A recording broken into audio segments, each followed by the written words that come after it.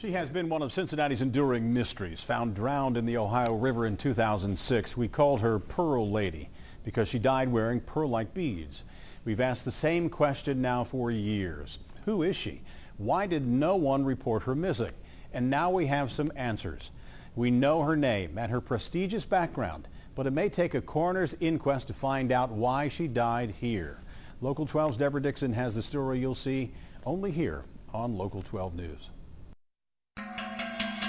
The woman found floating off the riverbank near Northbend wanted to look nice that cold November day 8 years ago. With her black skirt, white blouse, and strands of pearls, she still had lipstick on when found.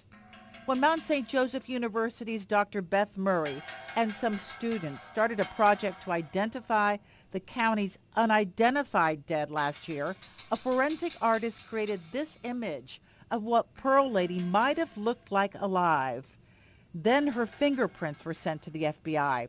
We now really know what she looked like alive. Here she is in her Indian Hill home. Her maiden name was Barbara Hess. She was born here in Cincinnati, Ohio. Barbara Rose Hess was born into a prestigious Cincinnati family in 1937.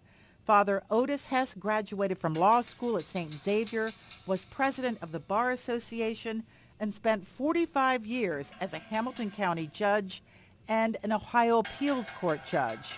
Barbara married James Precht. They lived in this home in Indian Hill.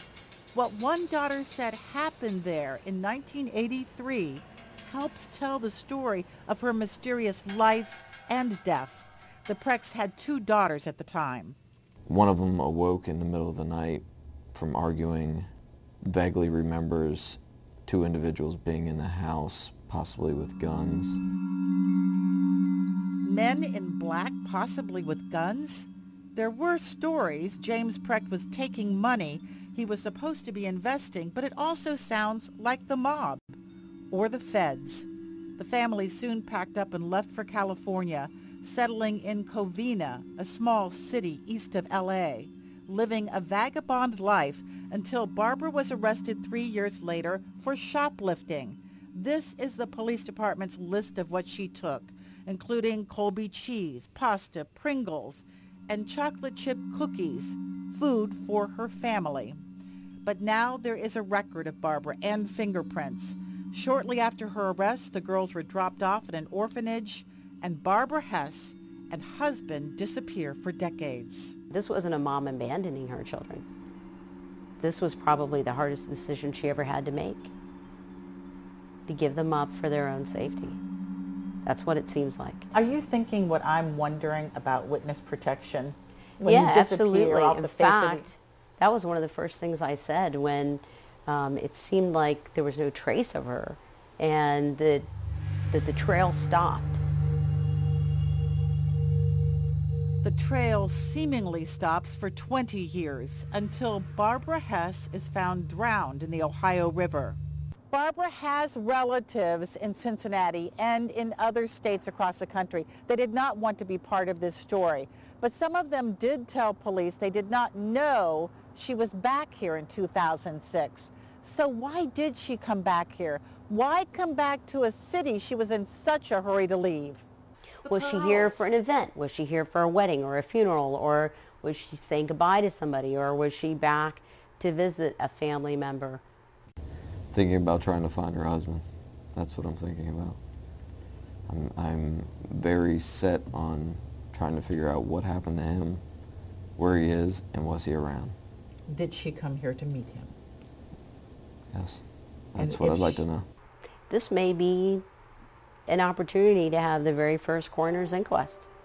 An inquest, an investigation into Barbara's death to determine if it was accident, suicide, or murder. Now her cremated remains will be sent to a daughter on the West Coast, along with her possessions, including those strands of pearls she wore the day she died. You know, out of all this mystery and the men in black, and the one thing that jumps out at me over and over again is she wanted to feed her family, whatever mess she was in. She went about it the wrong way, but she was a mom who was going to get food to her daughters. And when they found her in the river, there weren't the usual marks on her body that you would find in drowning, right? You're As I absolutely recall? right. Well, she had a high impact injury, like she fell, but anybody who knows about the river, they do not believe she jumped in at the bridge and went to Northbend, because they end up with marks.